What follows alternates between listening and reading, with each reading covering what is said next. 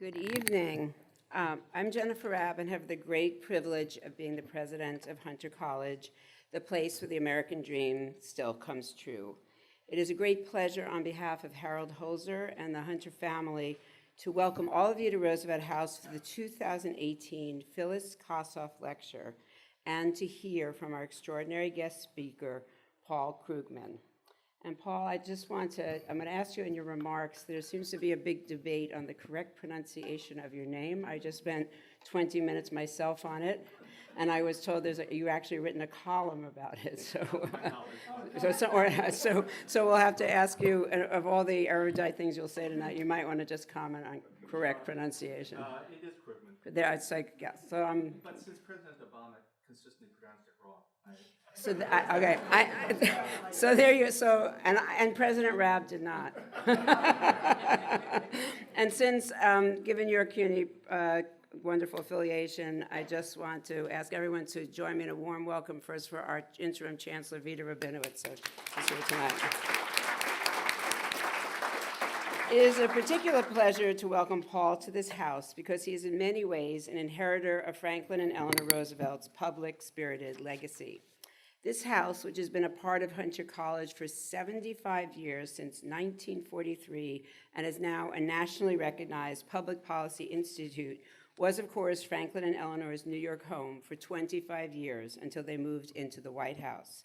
It is where Eleanor began her magnificent career fighting for the rights of women, children, working people, and minorities. This is the house where FDR recuperated from polio, and this house served as his campaign headquarters when he ran for governor of New York and for president. It was in these rooms that many of the programs that became the New Deal were first discussed, most notably in the upstairs library where FDR asked Frances Perkins to become the first woman to serve in a presidential cabinet. She agreed only after he promised to support her proposal for an old age insurance program, the program now, of course, known as Social Security. We know Paul is an admirer of the Roosevelts, for among the framed photos he's hung on the wall behind his desk in his New York apartment is one of the young Franklin. And Paul has cited FDR more than once in his New York Times columns, calling him the quintessential example of a president who tackled big problems that demanded solutions. He has also pointed out that Franklin Roosevelt, quote, didn't shy away from confrontation, a description that could perhaps be applied equally well to Paul. And if anyone has ever captured the spirit that shapes Paul's views, it was Eleanor when she wrote, quote, we will be the sufferers if we let great wrongs occur without exerting ourselves to correct them. Paul rarely misses an opportunity to exert himself on behalf of the values he embraces. We were reminded of that here at Hunter a couple of years ago when a study was published that rated colleges on their graduates' ability to better their lives financially. We were proud that Hunter was ranked among the nation's top 10 public colleges, and we were delighted when Paul commented on the results in a tweet that said, Hunter looks like the equal chance at the starting line of our ideal imagination. Perhaps part of Paul's admiration for our college springs from the fact that he shares much in common with our many students, a New York kid who grew up in Brooklyn, mostly poor, he says, with parents who were born into immigrant families from Belarus. It is a pleasure for all of us at Hunter College to welcome this extraordinary public intellectual, Nobel laureate, and distinguished professor at CUNY Graduate Center, our sister school, which makes him, of course, an honored colleague of ours. Tonight's event is part of the lecture series sponsored by our own Phyllis Kossoff. I say our own because Phyllis is a quintessential Hunter alumna who has made our college so proud and who proves my contention that you can always tell a Hunter girl, but you can't tell her much. Her support for Roosevelt House, is that okay, Mitch? Her support for Roosevelt House began in 2006 when she was among the first to embrace its goal of becoming a national thought leader in public policy. She backed up that vision by endowing the lecture series that bears her name. In the years since then, the Kossoff Lectures have brought a long list of outstanding public figures to Roosevelt House, including Supreme Court Justices Sandra Day O'Connor and Stephen Breyer, former Congressman Barney Frank, and David Boies and Ted Olson, the lawyers whose compelling arguments helped persuade the Supreme Court to overturn California's gay marriage ban. All of us at Hunter are enormously proud of Phyllis Kossoff and her achievements as an educator, a businesswoman, and especially a philanthropist. Her support for institutions throughout the city and the country, specifically Teachers College and many of the museums, are something that we are all just really in awe of Phyllis. We're so grateful, particularly for your unstinting generosity to Hunter College. So Phyllis, please stand so we can all express our gratitude.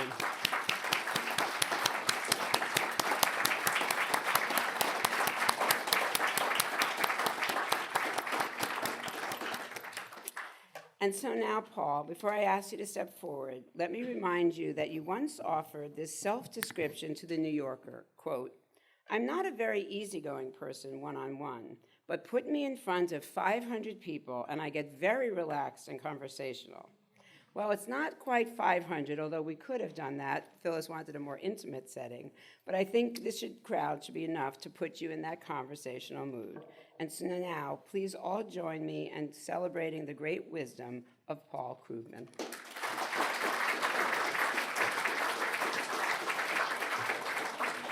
Wow. Thank you, President Rabb. And let me just say it's a special delight to be talking at a sister institution. I'm a huge CUNY system booster, one of the great engines of upward mobility in America, and has been forever. Actually, the director of the Sloan Center, I'm losing it there, Stone Center, where I sit, and myself are both CUNY babies. My father went to Brooklyn College, hers, Janet Gornick, who runs the center, hers went to City College, and our daughter took some summer courses at Hunter. So we're all in that. It's a great thing. So I have that we never did discuss at all what I was going to talk about. So actually I'm sorry, I can't resist. I do occasional events in 92nd Street Y. There was something where they had Steve Martin, and lots of people signed up, and somehow it failed to get across that he wanted to talk about what he's really interested in, which is art history. And they nearly had a riot. Anyway, I'm not going to do art history here. What I am going to talk about is something, so I have probably a good thing that I didn't give you a title, because the title I have for the working title I have for this might not make sense to people at the beginning, although I hope it will by the end. It's the political economy of solipsism. So solipsism is when you don't really believe there's an external world. You don't believe that it's all just as you imagine it. The political economy you'll see in a bit. So pretty obviously, it's kind of it's an obvious point about the situation we're in now. That at the highest levels of leadership in this country, we have a lot of, let's say, fantasizing that goes on. That it's everything from the size of inauguration crowds to the vast crime wave. I just saw that apparently 2018 will be the lowest crime basically ever in New York City, but that's not the way that the president sees it. Just in my home field, I started out as an international trade economist. We had this remarkable thing over the last few days of the president announcing that he has a great new trade agreement with China, and the Chinese saying, "What?" And so we have a lot of actually. It turns out when bank newsletters start to be kind of caustic and snooty, you're in real trouble. And the J.P. Morgan newsletter said about that trade agreement that it seems, if not completely fabricated, then grossly exaggerated. That's J.P. So anyway, but that's all right. But that's about one guy, and I don't think that the things I want to talk about are not about the particular person, but about the broader systemic problem of people seeing the world as they want to and being impervious to evidence, impervious to facts. And it applies on multiple fronts, although I'm going to illustrate it mainly with the thing I know best, which is economics, which is also in many ways, I think, where it started, although probably all of it would have happened. So that if you take what is actually the most important, and I wrote about this recently, the whole issue of climate change.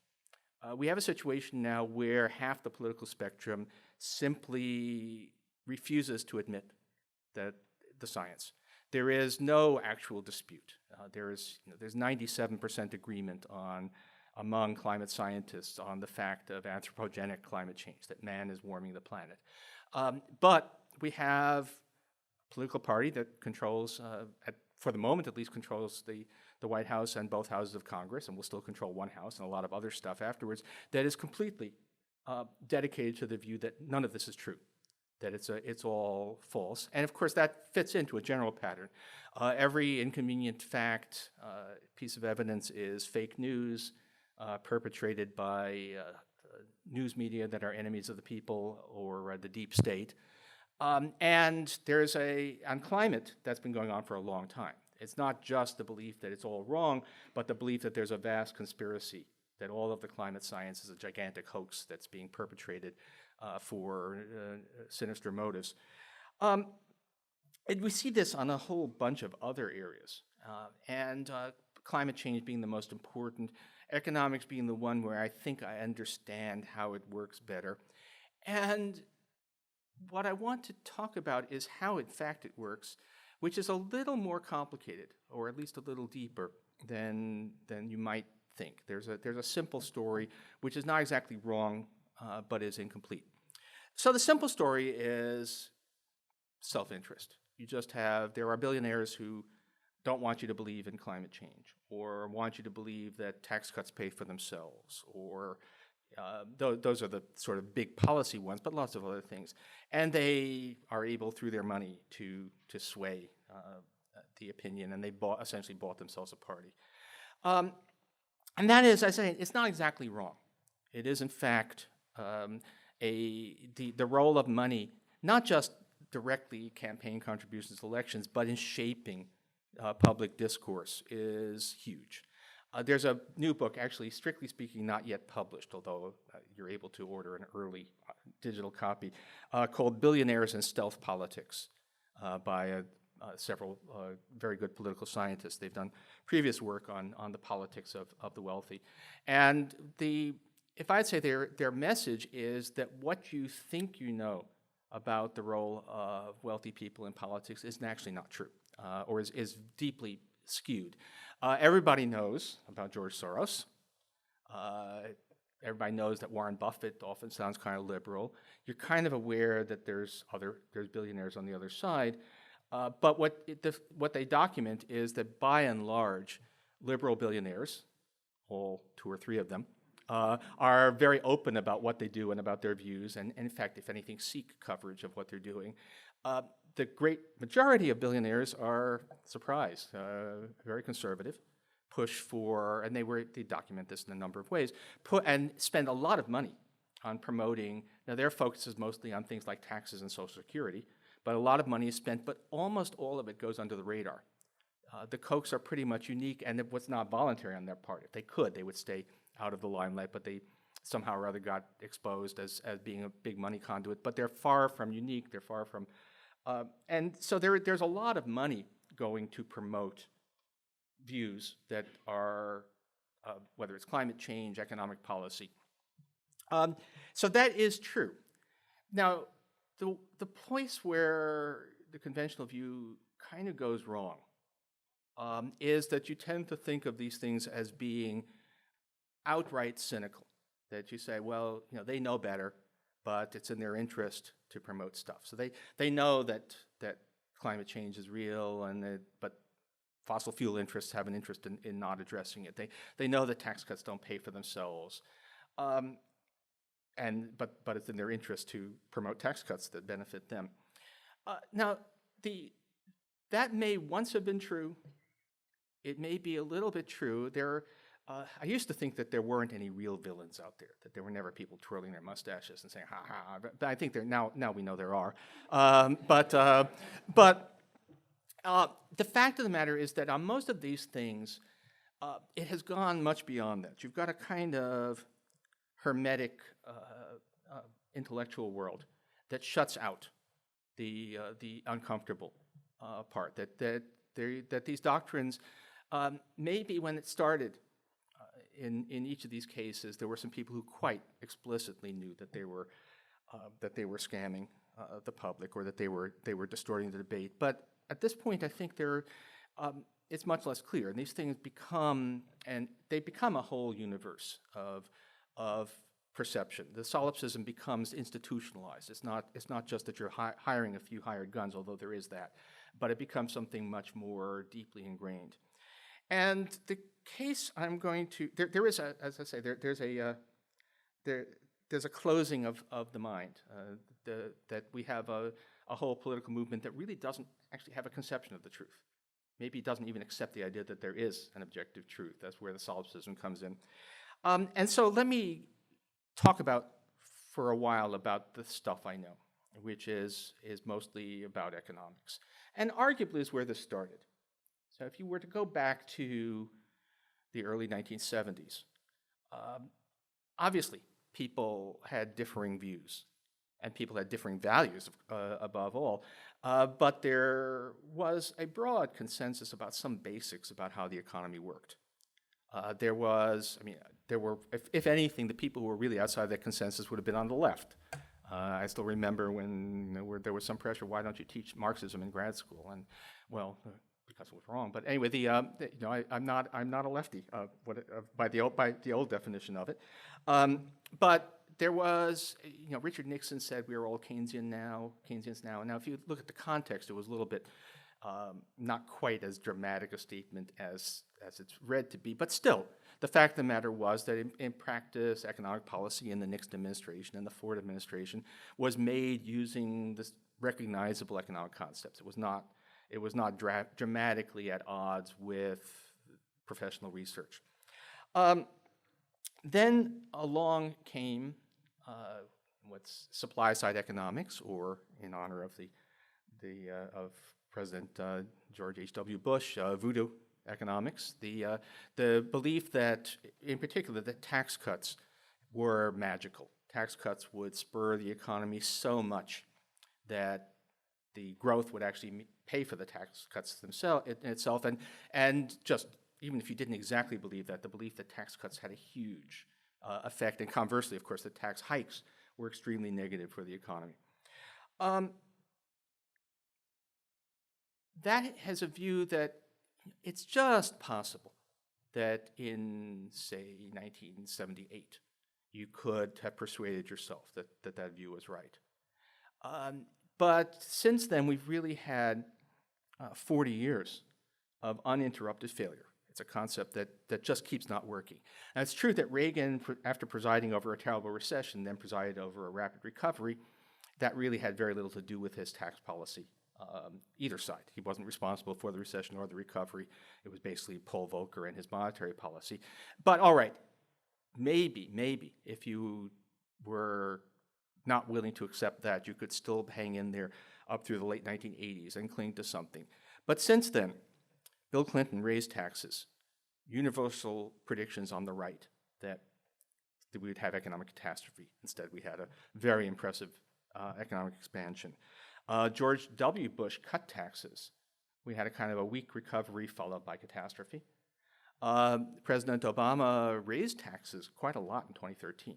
So it's sort of not, that's kind of disappeared from, but if you look at top tax rates, they went up quite substantially, both from the expiration of some of the Bush tax cuts and from the additional taxes that pay for Obamacare. So there was a significant tax hike at the top in 2013. Economy kept on chugging along. At the local level, we had Sam Brownback passing big tax cuts in Kansas, promising great things, and declaring, actually in his own words, that this was an experiment. The experiment failed, right? Kansas actually did a little bit worse than its neighbors and had huge budget problems, but somehow or other the results were not accepted. And conversely, you had Jerry Brown come in and raise taxes in California, and there were quite a few people, conservative think tanks, saying California has just committed economic suicide, and so California is actually doing fine, except for the NIMBYs who are keeping up housing prices, but that's quite separate from these issues. And so this is if you like, this is a doctrine that has been stress tested to destruction, has failed uniformly. There's nothing that is even a hint of a successful story in all of this time. And at the same time, it has become complete orthodoxy within the Republican Party. absolute unchallengeable orthodoxy.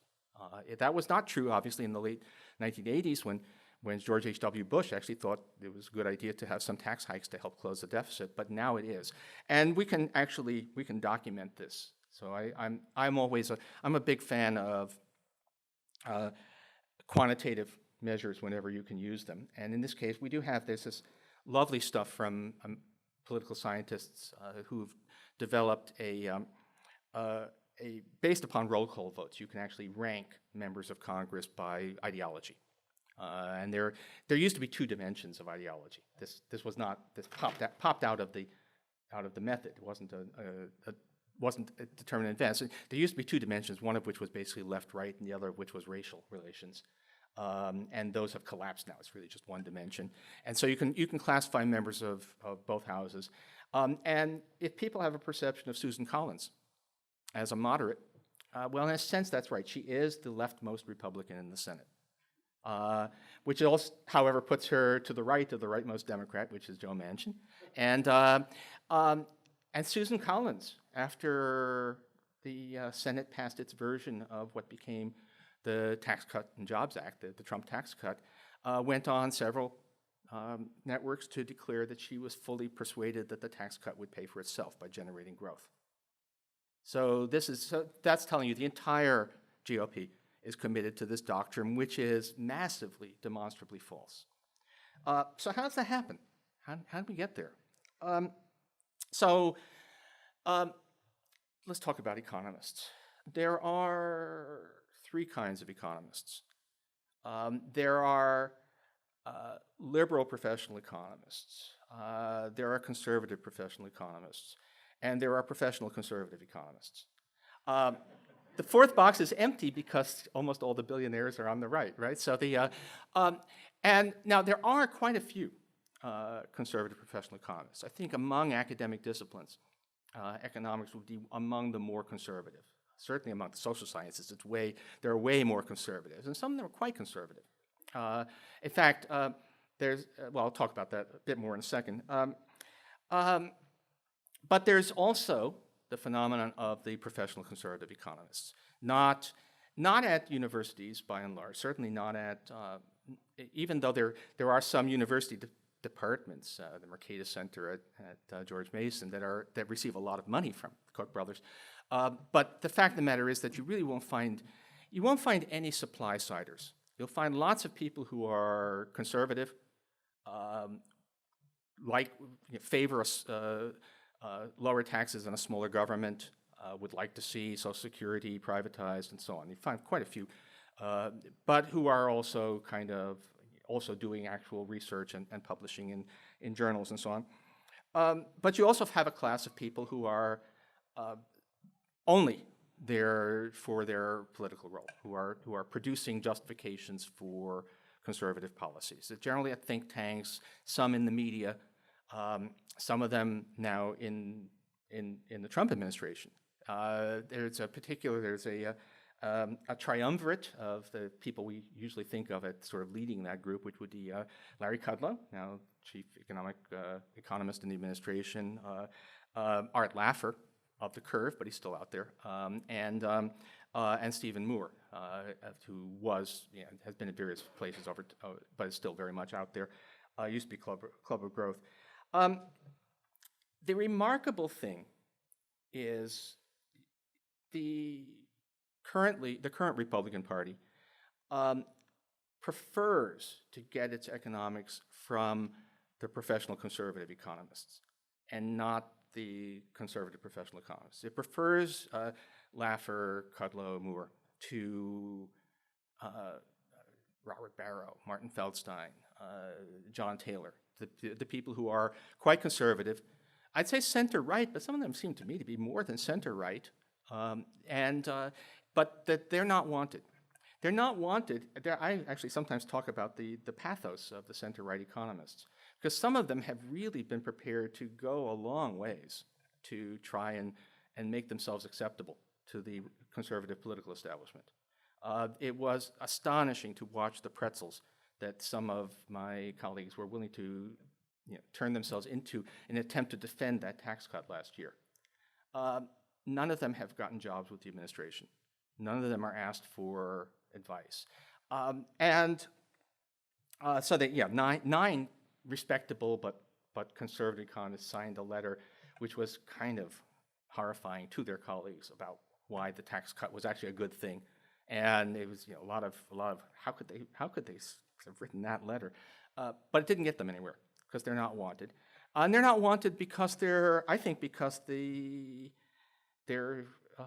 having an independent professional reputation, being part of the broader intellectual community makes you unreliable. It's you can count on, Larry Kudlow is never going to have an attack of professional conscience, actually Martin Feldstein, who I once worked for, once did under Reagan when I was working for him. So it was But what happens is that you have this inward turning. The people that the whole party, the whole conservative movement listens to are in fact entirely people who are within their own intellectual universe.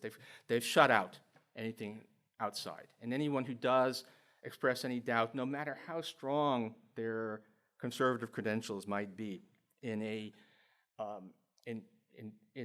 what we used to think of as counting as conservative credentials, is considered unreliable. And if they should express any criticism, then they're liberals. You're ruled out. I should say on the economic side, it's not just tax cuts are the central dogma, if you like, but it also applies to things like monetary policy.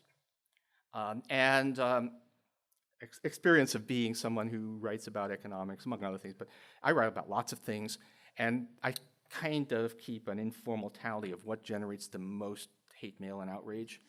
And you might think it's when I say, Trump is a would-be dictator or something like that. It's not. It's when I say either that the gold standard is a really bad idea, or more recently, if I say that Bitcoin is a scam. It's the monetary economics generates the most outrage. There's something, and that's a whole issue. Why exactly? What is the connection between conservative values and really hating the idea of the government deciding how much money should be in circulation? But it's a very powerful thing. Now, what's interesting there is that there, even more dramatically than on the case of tax cuts, is a case where the dominant ideology on the right has been proved massively wrong. So you had, if you go back, there was a period in late 2010, early 2011, when the Fed under Ben Bernanke was attempting to help the economy with quantitative easing. If you don't know what it is, consider yourself lucky. But it was doing a fairly aggressive monetary expansion. And first you had an open letter signed by a large number of conservatives warning that this would debase the dollar, produce runaway inflation. And then an extremely hostile hearing with Paul Ryan, harassing Bernanke and warning about the inflation. So actually there's where you got some sense of where people's ideas come from. In a separate speech, Paul Ryan had explained where he gets his ideas about monetary policy from. He said, actually, all you need to know about monetary policy is in, I wonder how many people even know what I'm going to talk about here, in Francisco d'Anconia's speech in Atlas Shrugged. So if you know the line that there are two books that teenage boys really get into, one of which is Atlas Shrugged and the other is Lord of the Rings. And one of them is about an unrealistic vision of, a fantasy world which can permanently damage you as a person, and the other one's about orcs. But anyway, but in any case, you really have the soon-to-be first vice presidential nominee and then Speaker of the House getting his ideas from Ayn Rand and harassing the chairman of the Fed, who was really doing his best. By the way, Ben Bernanke was at the time a registered Republican. He has dropped that now. The inflation, obviously, the runaway inflation never happened. And you would think there would be some reconsideration. In fact, Bloomberg actually went out, tracked down as many of the signers of that letter as they could get to respond, to ask, why were you wrong? And not one was willing to admit that he had been wrong. amazing thing out there. But again, that gets at the intellectual close that we're talking about. So what is going on here? In the case of economics, what I would say is that what may have begun as people who knew better but cynically tried to distort the discourse in their personal interest, it's a self-contained, self-enclosed movement. Obviously the professional conservative economists, the people I'm talking about, they're apparatchiks. They work for the machine. I think it's unrealistic to assume that they are privately in small hours of the morning, they think to themselves, but really, Keynesian economics kind of works. They just don't think that way. And that the politicians themselves, to become a conservative in the 1970s did mean taking some of a leap, maybe even a little bit of personal political courage in some cases, but we're effectively several generations, and now the politicians themselves are apparatchiks. It was a very safe career choice to go into it, and they just don't have any view of the world outside. They fundamentally do not believe that there is outside expertise. They don't believe, maybe they don't, really don't believe that there are facts that can challenge their dogma. It's just not open to factual discussion. Climate is an area which is more important when all is said and done, more important. It's a little bit different because in the climate science is almost complete unanimity now, not on details, and people have arguments, but as I said, 97% agree in anthropogenic global warming. So there aren't even any wannabes. There's no equivalent of the center-right economists who would like to be part of this show, but are not welcome. But what happens instead is that there is actually it used to be that there were a small number of climate deniers, a very small number, who had impressive professional credentials, who decided that they didn't believe in climate change. If you ask what motivates people can be complicated. I think in some cases it's just contrarianism and wanting to be in the limelight, because actually you get a lot more attention if you step out as a climate denier. But if you ask how many were receiving financial support, how many of the climate skeptics were receiving financial support from fossil fuel interests, the answer is all. There were no examples of people who were taking a principled stand without accepting money from the fossil fuel industry. What you discover now is that even those people have faded out. We're not hearing very much from the prominent climate skeptics with PhDs and a lot of published work. They've kind of faded from the scene because they're not needed anymore. You've got a completely hermetic, inward-looking movement that they know that climate change is a hoax perpetrated by a vast conspiracy, and so they don't need people. Professional reputation in science. Who needs that? Scientists are all. I don't think anybody. I haven't ever seen anybody call scientists enemies of the people, but the sentiment is there. It's basically those people are inherently not to be taken seriously, not to be listened to. So it's a complete divorce of the beliefs of the movement from any kind of outside evidence. And of course, by the way, since I've been following this, the climate issue, very much, everything you're seeing which is kind of a nasty revelation on the political scene now, with the rejection of facts, denunciation, the conspiracy theorizing. Anyone who presents uncomfortable facts is part of a conspiracy against you, and the personal attacks, demonization of anybody. That's been going on in climate for a long time. The famous speech by Senator James Inhofe, in which he declared that climate change is a gigantic hoax, was in 2003. I've mentioned a couple of times in columns now Michael Mann, who is the man behind the famous hockey stick of global temperatures. And he's been receiving death threats since the early 2000s. He was the subject of a long attempted jihad from the then Attorney General of Virginia, because he was at the University of Virginia when he did that research, claiming that there was something phony or misuse of state funds. And a lot of the attempts to discredit and personally destroy the climate scientists rests on, guess what, hacked emails. So you take you hack all of the emails from a climate center at the University of East Anglia, and then if you go through them and you read them, and you carefully take out snippets without context, you can make it sound like bad stuff is going on, and that's exactly what happened. So all of this was years before. Everything that we saw in U.S. politics recently had been prefigured in the climate area. Trumpism is not an aberration. It's actually where the stuff has been going for a long time. Okay, so how do we want to think about this? And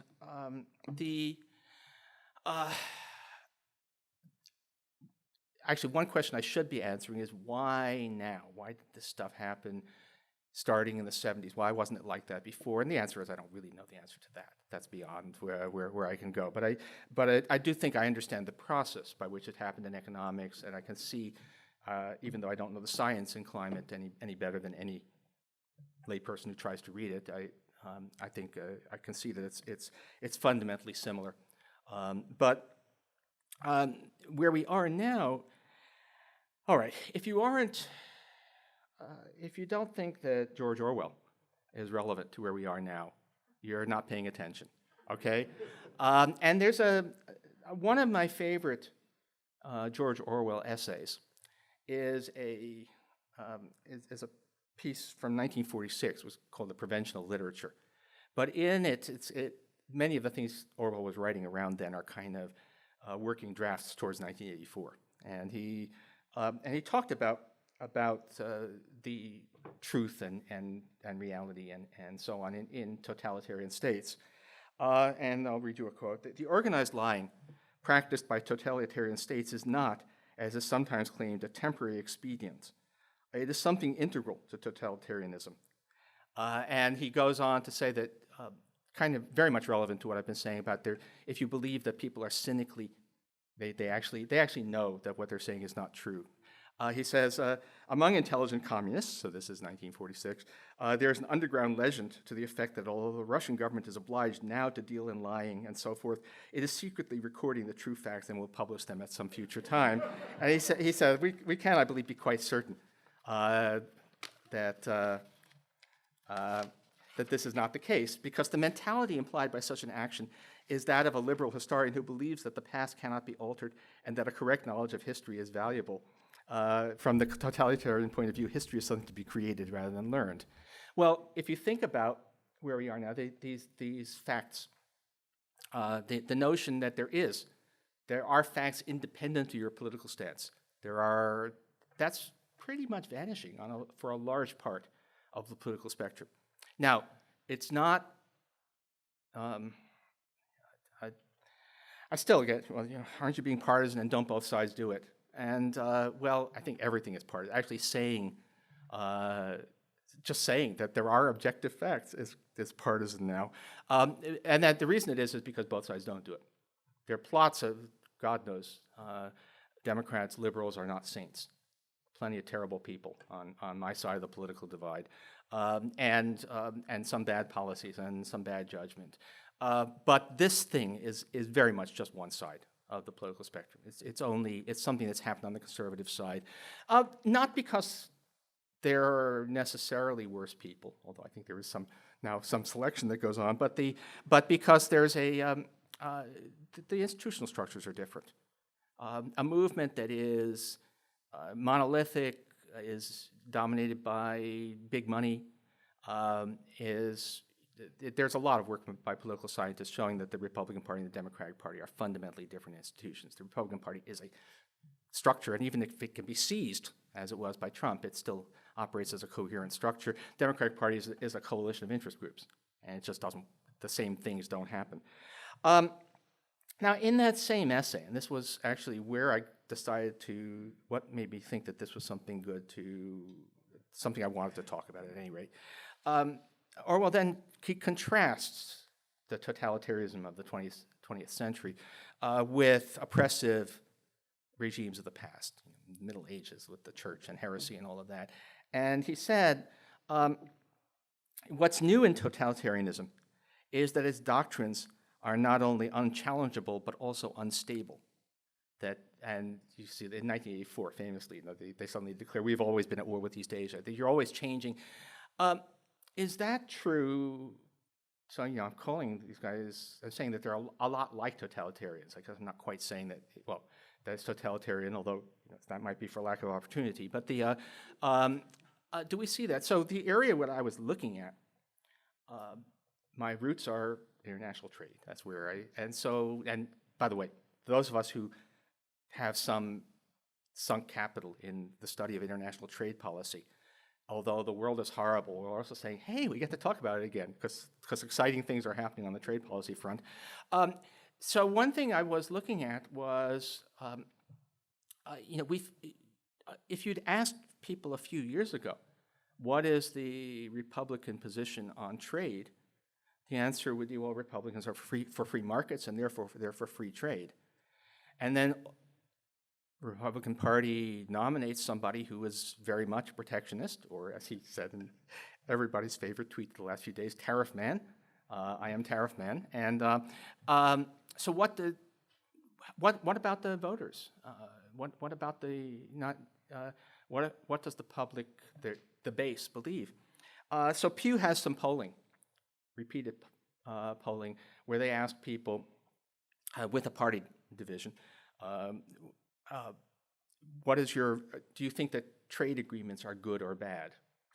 And in 2015, Republicans thought that trade agreements were good by 50 to 30%. I guess the rest didn't have an opinion. By October 2016, on the eve of the election, it was 63% thought they were bad and 29% thought they were good. So you had the party completely flipped because the leader said trade agreements are bad. And they've now moved back to rough parity, but I think that may have a lot to do with the fact that they think that the leader is negotiating trade agreements, and those they think are good. So it's so you have this instability of views, which is saying that people have gotten into the mindset where what they're told by the leader is the truth, and that can change almost overnight, and they'll go along with it. What's the moral of all of this? I think the moral is we're actually in deeper than we think, or deeper than we want to think. We're much further. This is a much more serious thing. We're not a totalitarian regime, not yet anyway. But a lot of the mindset that we associate with totalitarian regimes is actually in place and is effectively apparently enforced, even without, you don't need the violence. I don't think people are being intimidated yet. They're just being brought along by state media, by affinity ties, whatever it is, that we're already very far. When sometimes I still get people say, why don't you try to reach out to Republicans to persuade them? Well, that ship sailed a long time ago. We just don't have. That's just not an open channel of communication. What will happen? What can we do about it? In terms of what will happen, God knows. I mean, if you're not scared, you're not paying attention. And you hope that the better angels of our nature reassert themselves, and that we're no longer talking about fighting for the New Deal, since I'm in Roosevelt House. We're actually talking about fighting for the Enlightenment. Very much everything is on the table now, and at least I don't have an answer to how we get out of it, but at least we need to recognize where we are. On that happy note, let's throw it open for questions.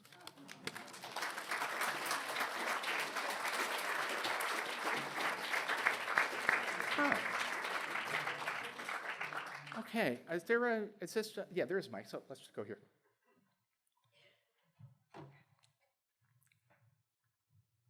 What do you see as the positive or negative effects of the tariff policy? Okay, now tariffs could be used as a bargaining tool, and so there's a difference between the countries involved. NAFTA,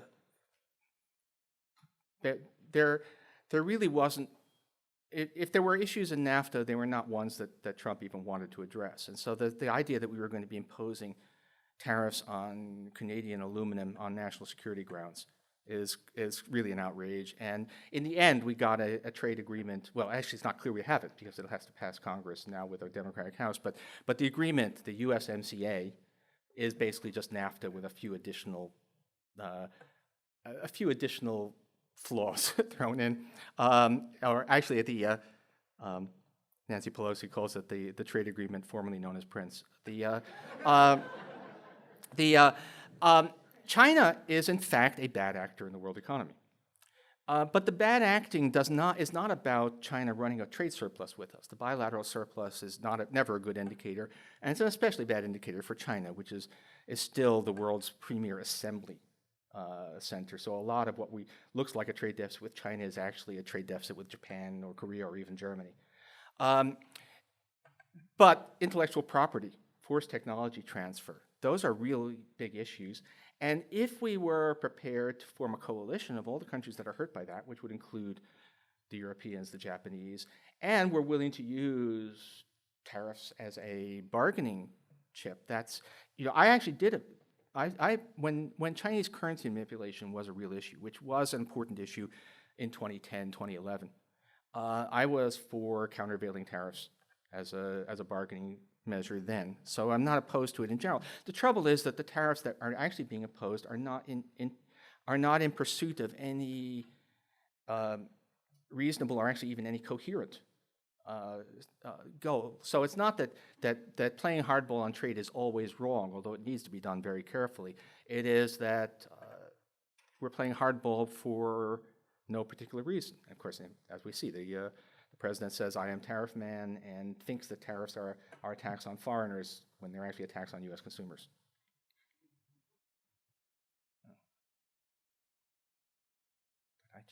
Okay, there's way at the back, behind the screen there. If no one else has questions, I have like 15. But my first question is, I'm concerned that, you know how right you just said about reaching out to the Republican Party. Yeah. I don't think they care if it's a totalitarian state, if it's their totalitarian state. So what do you think about that?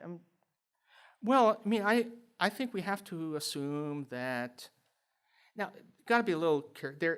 Not everybody who has voted Republican in the past is part of this. There are a fair number of never Trump, even among the sort of inside the Beltway, never Trump Republicans or former Republicans. One of the things that's actually been shocking and a little disorienting to me is watching how many of the neocons turn out to actually have real principles on this stuff. And so, sometimes, you got to joke, because how else are you going to get through this? So I say, one of the things I can't forgive Trump for is making me feel some respect for Bill Kristol. And, but, someone like Max Boot is even more dramatically, more so, by the way, than any of the economists, center-right economists I know. But also, a lot of people who, what just happened in midterms was an awful lot of educated people in the suburbs who'd been voting Republican just were saying not enough of it. So the actual core of the people who are good with this is probably 35% or less of the electorate. But with hardball political tactics, that doesn't mean that can't end up being our destiny. Wisconsin could be the future of America. And so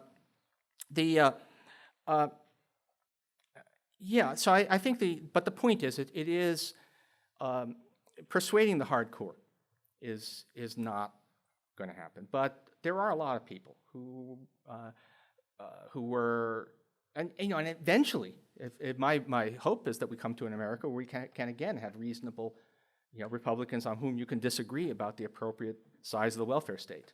That's not where we are right now, and I think the way out has to lie in just a really mass revulsion against where we are. I should say, New York Times rules do not allow me to endorse candidates, so you have no idea which party I favor. But but obviously, this is what you really need: a huge electoral backlash, and it doesn't have to work. I mean, we've seen. I was involved in I had my next door office mate, and when I was at Princeton, was a constitutional law scholar, Kim Shapley, who also speaks Magyar, and so she was actually tracking and working on the Hungary situation for years before it became widely known. And Hungary is a model of exactly how democracy can fail, and we are not that different. Someone back there. Gentleman at the back, actually, and then we'll get to you. Thank you. We hear a lot about how the Chinese steal intellectual property from companies, American companies, that use the Chinese to assemble and do production. Yep. There's always a quid pro quo for everything. The intellectual property, of course, is a very big value to these companies, yet they continue to have manufacturing done by China.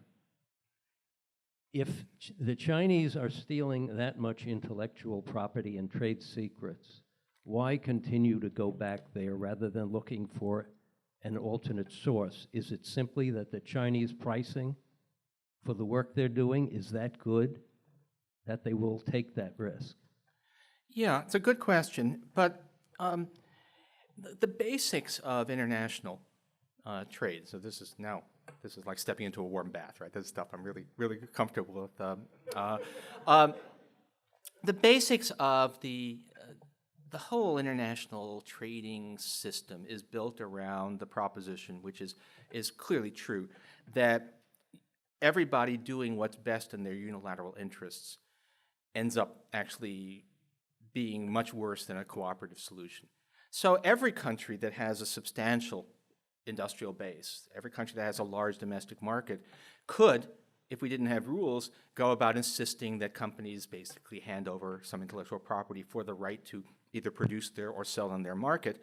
But if we all did that, that would be a huge disincentive both to innovation, because you get ripped off, it'd be a huge disincentive to globalization. Lots of companies would choose not to engage in international trade because of that. And so the reason we have trade agreements is that we set up ground rules that there's a prisoner's dilemma where everybody doing what is in their individual interest ends up being bad for everybody collectively. And so we set up rules of the game. And so the complaint with the Chinese is not that the individual company that hands over some intellectual property isn't getting what it paid for, but that China, by violating the rules of the game, is doing what countries are not supposed to do. And if everybody did that, it would be really bad. By the way, the system of this global trading system that everyone's talking about, Trump basically is saying, I want to tear down. Although the GATT, the General Agreement on Tariffs and Trade, was 1947, it actually began, the origins of it lie in the Reciprocal Trade Agreements Act of 1934, which was enacted by you-know-who. So it turns out that this is, in a way, the world trading system is another New Deal legacy, which most people don't know. Okay, someone right here. Can we get you the mic here? I'm an ex-teacher. I don't need this. All right.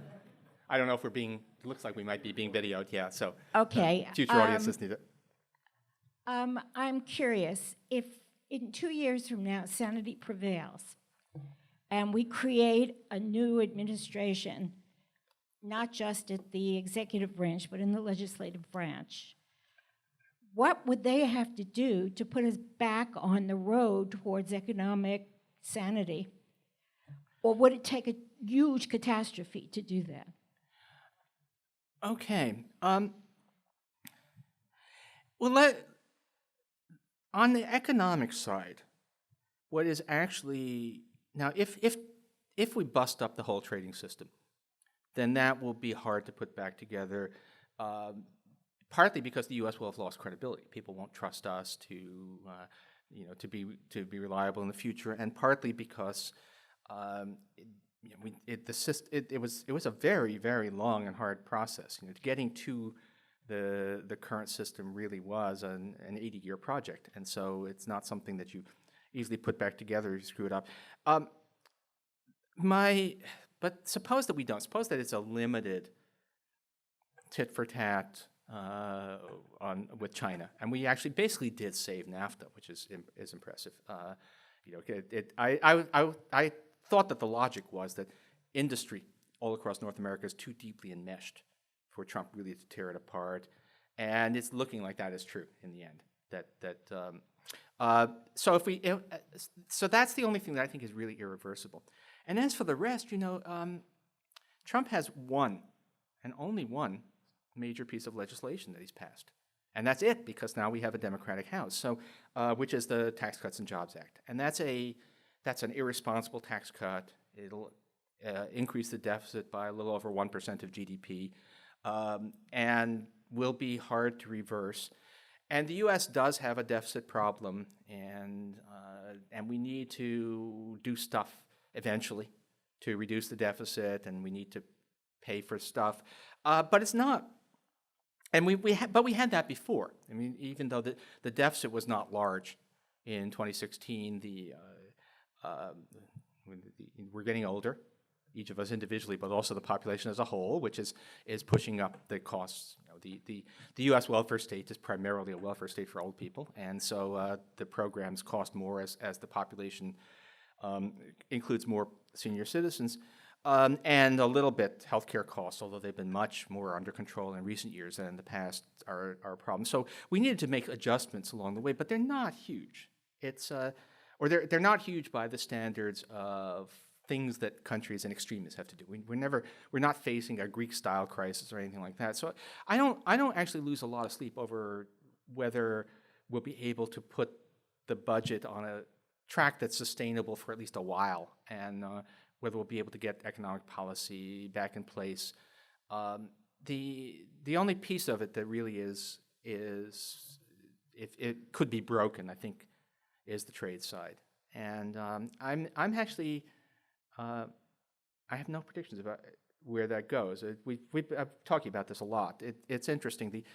What's interesting is that there really isn't much of a constituency for what Trump is doing there. If you ask, where are the powerful groups in the United States that are demanding a trade war with China, let alone a breakup of NAFTA? There really aren't. This is mostly one guy. Now, for complicated reasons, U.S. trade policy was set up that it gives enormous discretion to the executive branch, so that the president can do all kinds of stuff without consulting Congress, which was intended to protect trade policy from corrupt, irresponsible members of Congress, and it was never contemplated that you have to deal with a corrupt, irresponsible president. So but I think assuming that nothing, that's the only piece that I'm really worried about. And if I can say, international trade is important, but everybody overstates how important it is. Economists love to do it because they love to run through wine and cloth and why free trade is good, and it's one of their great set piece intellectual stuff, and everybody else thinks, well, it's global, so it must be important. But actually, international trade it matters, but it's not the most important thing out there. It's way less important than healthcare policy. Yeah.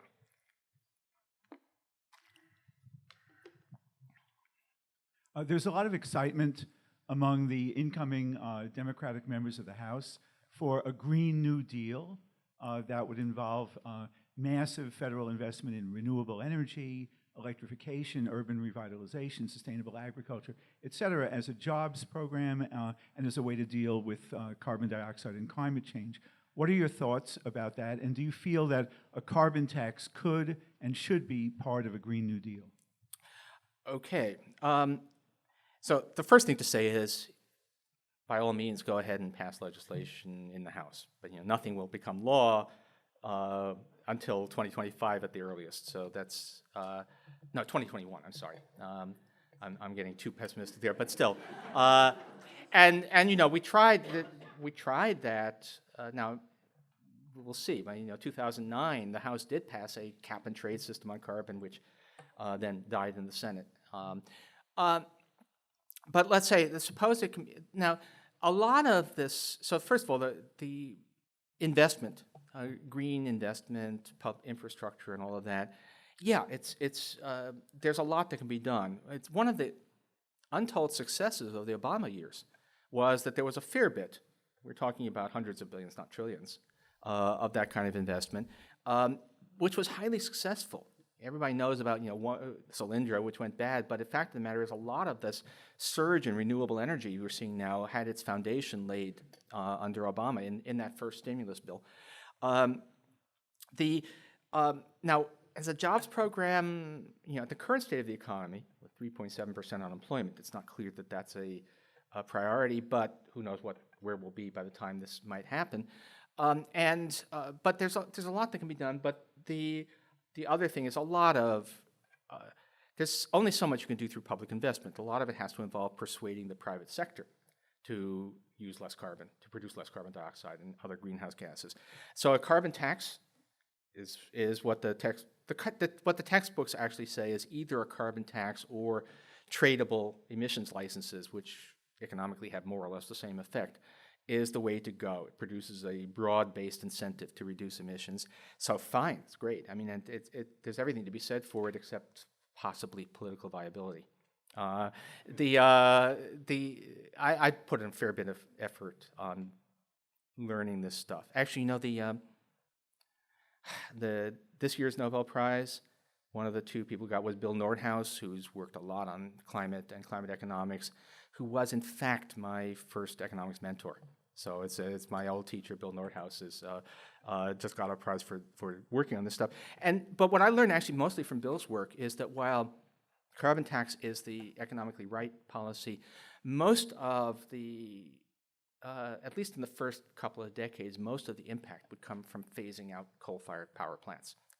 And so actually, if you can just basically have a genuine war on coal, I'm sorry, but which you can do through regulation, which Obama tried to do, was moving towards through regulation, that can accomplish a lot. I mean, the carbon tax is the right thing and would have much broader incentives, but the main thing, first of all, is stop burning coal, and that's where we go. Okay, one more? All right. There, okay. To what extent are you worried about Trump's withdrawal from the international community, allowing China to become the dominant force internationally? I've heard that there are now 65 countries in the world that owe China more than their total gross national product. I don't know if that is true. I don't think that's right, but I could be wrong, but I don't think that's right. But to what extent are you worried about China stepping in, which becomes so that America can't regain its position in the world because China will, by 2020, have gained a dominant position? Yeah. At some level, I mean, at a fundamental level, I'm always skeptical. So what does that mean exactly? Does that mean that we're going to have bases with Chinese troops all over the world? Does it mean that they're going to stop countries from selling us crucial raw materials? And those are kind of extreme scenarios. I don't think that's what we're talking about there. But influence does matter. And actually, I would put it a little different. What I worry about is that if you actually ask, what were the reasons that we built this whole international system, that the U.S. got involved in? And obviously, we had security arrangements all over the world, but also we pushed for trade agreements. We pushed for a world system. Now, the Reciprocal Trade Agreements Act, the Trade Agreements Program began, and that was just strictly economic in the 30s. But after World War II, the U.S. had quite explicitly the notion that building a more closely integrated, also more prosperous global economy was a way of promoting peace. And also of building an alliance against the Soviet Union, of course. And so these things always went hand in hand. And if we are abdicating our responsibility, in fact, not only abdicating our responsibility to defend the system, but helping to bust it up, then we'll be creating a more dangerous world. We'll be creating a world in which countries that are fundamentally bad guys, or at least not, I don't know, really, but not good guys, and the Chinese regime is not a good guy, start to have more influence than we do. And that, I don't know exactly what that turns into concretely, but it's got to be a real thing. And so something I'm I'm a little bit like the president. I tweet out my thoughts, but something I noticed is, we had this trade talks and on the weekend, and there was huge. Yesterday, there was a huge rout in the markets because people concluded that they didn't know what had happened, and global U.S. markets were closed, but global markets calmed a lot today because the Chinese said, "Well, we're working towards an agreement." So we're now in a world where the communist regime of China is considered credible, and the president of the United States is not. That is not a good world to be living in. I guess we're at our end. Thank you.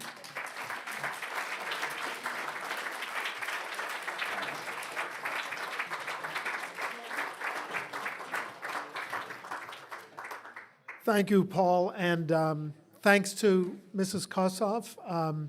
We have a wonderful reception awaiting us on the first floor in the Four Freedoms Room. So President Rabb and I would love you all to join us upstairs to toast Paul. Thank you.